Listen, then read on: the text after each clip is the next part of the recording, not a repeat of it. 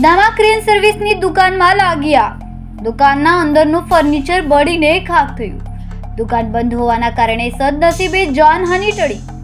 શનિવારે મધરાતે Udhna road number 6 ખાતે HS Patel tempo and crane service નામની દુકાન આવેલી છે. આ બંધ દુકાનની અંદર શનિવારે મધરાત્રે એકાએક શોર્ટ સર્કિટ થતાં આગ લાગી હતી. આગે ગણતરીના સમયમાં જ વિકરાળ સ્વરૂપ ધારણ કર્યું. ફાયર વિભાગે પાણીનો મારો ચલાવીને આગ પર કાબુ મેળવ્યો હતો.